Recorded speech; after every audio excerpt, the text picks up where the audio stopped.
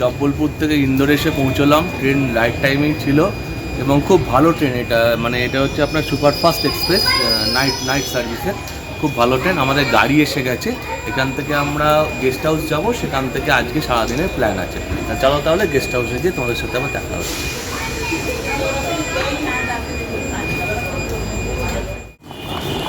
বাঙালির বেড়ানো মানে বুঝেছেন তো, ভর্তি ভর্তি ল্যাগেজ থাকবে আর কিছুই থাকবে না। হ্যালো, গাড়িতে উঠে পড়লাম, গাড়ি এসে গেছিল অনেকক্ষণ ধরে, আমরা এলাম, এসে উঠে পড়লাম গেস্ট হাউসের দিকে। আগের রাতে মনে হচ্ছে খুব বৃষ্টি হয়েছে, তো এখন আমরা ট্রেন থেকে নেমে গাড়িতে উঠে পড়েছি। এখন আমরা যাব হচ্ছে আমাদের গেস্ট হাউসের দিকে। আমাদের গেস্ট হাউস বুক করা আছে এবং ইন্দোর হচ্ছে সবথেকে ক্লিন সিটি। ভারতবর্ষের যতগুলো সিটি আছে, মেট্রোপলিটন সিটি আছে, তার মধ্যে কিন্তু ইন্দোর সবথেকে ক্লিন সিটি এবং এর জন্য এরা অ্যাওয়ার্ডও পেয়েছে। এবং রাস্তার দুধারে এত অপূর্ব এদের পেন্টিং করেছে দেখবার মতো, এবং প্রত্যেকটা জিনিস এরা খুব সুন্দর তুলে ধরেছে। আরে রবীন্দ্রনাথকেও দেখলাম মনে হলো এখানে। খুব সুন্দর লাগছে যে আমরা বাঙালিরা এখানে এসে রবীন্দ্রনাথের দেখা পেয়ে যাব।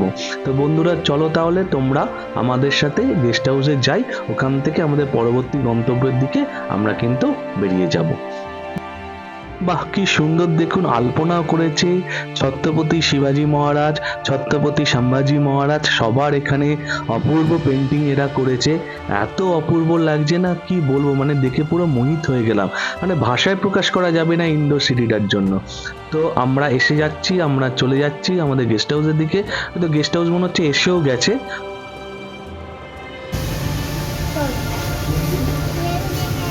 এসে গেছো গেস্ট হাউসে? So let's go. So good morning, we have started our journey from Indore. भैया है, आपका नाम बता दीजिए भैया। मोहन। ओके मोहन जी, कहाँ जा रहे हैं अभी हम? ओमकारेश्वर। ओमकारेश्वर। सो हर हर महादेव, लेट्स गो। ফ্রেশ হয়ে আমরা বেরিয়ে পড়লাম আজকে সারাদিনের ট্যুর ওমকারেশ্বর আর মামলেশ্বর জ্যোতির্লিঙ্গ দর্শনের জন্য। এটা হচ্ছে ইন্দোর থেকে বাই রোডই আমরা যাচ্ছি এবং বাই রোডই যেতে হয়। চলো তাহলে আমাদের সাথে রোডটা কেমন তোমরাও তাহলে দেখে নাও।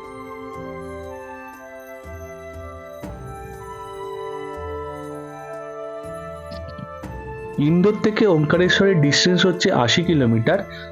সময় অ্যারাউন্ড 80 কিলোমিটার আমার লাগার কথা হচ্ছে 2 থেকে 2.5 ঘন্টা, কিন্তু গুগল ম্যাপ যা দেখাচ্ছে তাতে আমাদের একদম আত্মারাম খাঁচা হয়ে যাওয়ার জোগাড়। পুরো লাল হয়ে আছে জায়গাটা এবং প্রচুর জ্যাম। কতক্ষণে আমরা ওমকারেশ্বর গিয়ে পৌঁছবো জানি না। আমরা রাস্তাতেই যাচ্ছি, আস্তে আস্তে আস্তে আস্তে গাড়ি এগোচ্ছে। তো দেখা যাক কখন গিয়ে আমরা পৌঁছই। তো শোনা যাচ্ছে নাকি গাড়ি বা বাস কিছুটা উল্টে গেছে, ওই জন্য নাকি রাস্তা খুব জ্যাম। দেখি কি হয়। ফাইনালি মধ্যপ্রদেশে এসেও দাদা কিন্তু গাড়ি স্টিয়ারিং ধরে নিয়েছে। তো চলো let's go with Ananya the super woman family. কি শুভম, কি বলবে? একদম, ড্রাইভার গাড়ি আমাদের হাতে ধরিয়ে দিয়ে চলে গেছে। এত জ্যাম দেখো,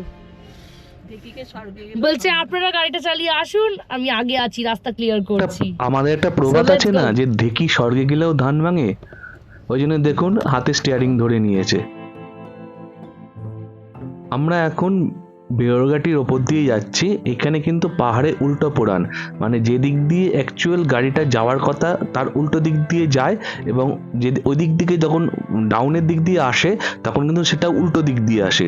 তো এই জন্য এই জায়গাটা একটুখানি উলট পালট হয়ে যায়, কিন্তু এমনি নর্মালি রাস্তাটা খুব সুন্দর এবং খুব ভালো রাস্তা।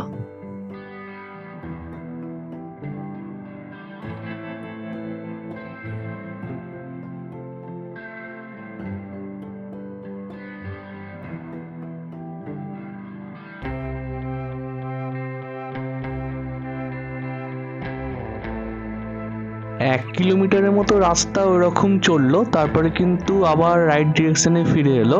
ওইটা জায়গাটায় বলে কি আছে জানি না, তো ঢাল আছে বা কিছু আছে হয়তো, ওই জন্য হয়তো এরকম ব্যাপার হয়।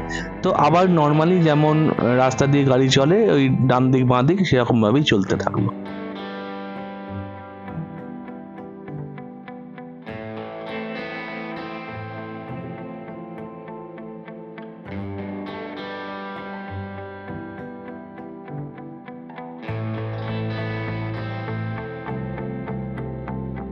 দুধারে ট্রাফিক প্রচণ্ড জ্যাম লেগে আছে, ওই জন্য গাড়ি খুব স্লো মুভ করছে। তো জানি না কখন গিয়ে পৌঁছবো, আদৌ আজকে বাবার দর্শন পাবো কিনা সেটাও বলতে পারছি না। দেখা যাক বাবা কি চাইছে। বাবা যদি আজকে দর্শন দেয় তাহলে বাবার দর্শন পাবো, না চাইলে হবে না, সবই বাবার ইচ্ছে।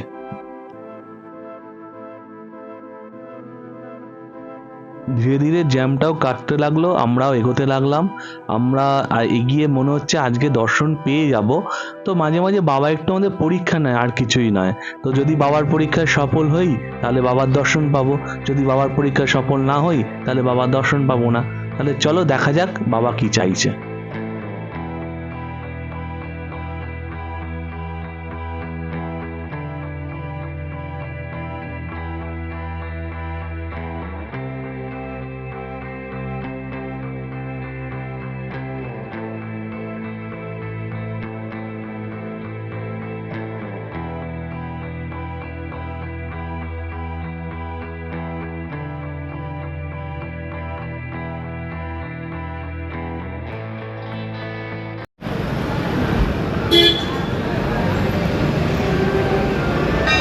আমরা সকালবেলায় ইন্দোর থেকে বেরিয়ে ওঙ্কারেশ্বরের দিকে যাচ্ছিলাম। তো যেতে রাস্তার মধ্যে একটা শনি মহারাজের মন্দির পড়েছে, আমরা এখন সেখানে আছি। আজকে বছরের শেষ শনিবার, তো শেষ শনিবারে শনি মহারাজের আশীর্বাদ নিয়ে আমরা নেক্সট দিকে এগোবো, ওঙ্কারেশ্বরের দিকে এগোবো। এখন আমরা শনি মহারাজের আশীর্বাদ দিতে শনি মন্দিরের দিকে যাচ্ছি। বড় বাবার দর্শন ছেড়ে আমরা আবার ওঙ্কারেশ্বরের পথে পা বাড়ালাম। রাস্তা খুবই সুন্দর। কেমন লাগলো সবার? খুব ভালো লেগেছে। বছরের শেষ শনিবার একটা খুব ভালো বাবার মন্দির দর্শন হলো। সারা বছর তাকে ভালো রাখো, সবাইকে ভালো রাখো, ন্যায় বিচার করো। নতুন বছর যেন সবার খুব ভালো কাটে। আর এখানে এত সুন্দর ঘাটিটা, মানে অসাধারণ লাগছে ঘাটটা। 9টা গ্রহ দেখা হয়ে গেল। হ্যাঁ, নবগ্রহ টেম্পল ছিল ভেতরে।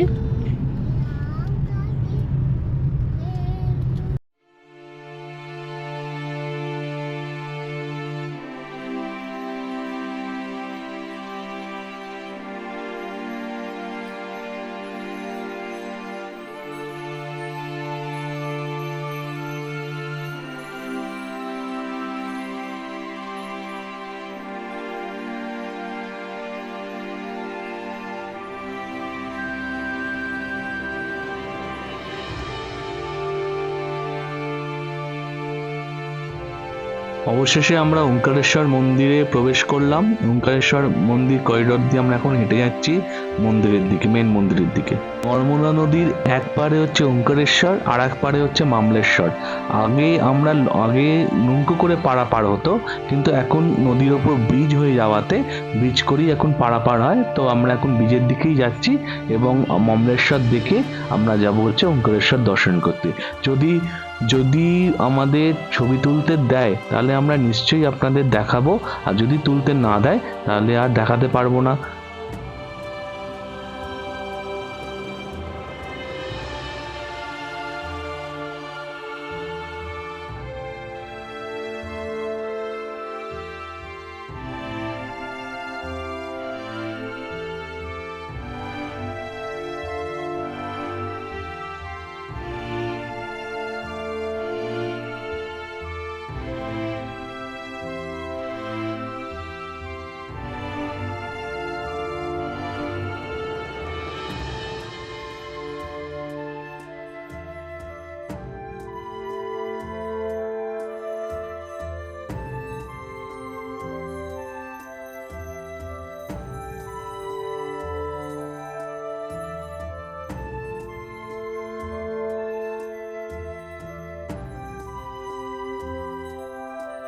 হর হর মহাদেব।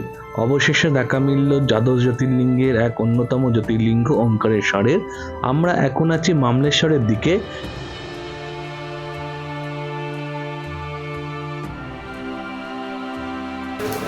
অসাধারণ লাগছে। এখানে আমরা করিডোর দিয়ে যাচ্ছি আর চারিদিকে মানে আরতির আওয়াজ আসছে।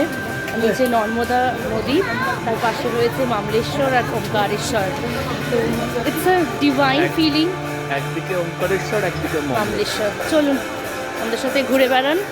আর লাইক সাবস্ক্রাইব তো অবশ্যই করবেন। ওমকারেশ্বর। ওমকারেশ্বর যে জ্যোতির্লিঙ্গটা স্থাপিত হয়েছিল এটা হচ্ছে মান্দার জেলায় এবং মান্দার পর্বতের শৃঙ্খলাতে। তো মান্দার রাজ ছিল খুব শিব ভক্ত, তো তিনি শিবের পুজো করতেন। তো তার পুজোয় তুষ্ট হয়ে শিব এখানে আসে এবং জ্যোতির্লিঙ্গ রূপে স্থাপিত হয়।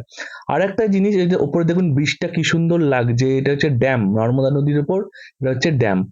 তো এইখানে কিন্তু নর্মদা পরিক্রমাও হয় এবং দেখুন বাবার দর্শনও হয়ে গেল। আপনাদের জন্য কিন্তু আমি বাবার দর্শনও করিয়ে দিলাম। খুব সুন্দর দর্শন হয়েছে।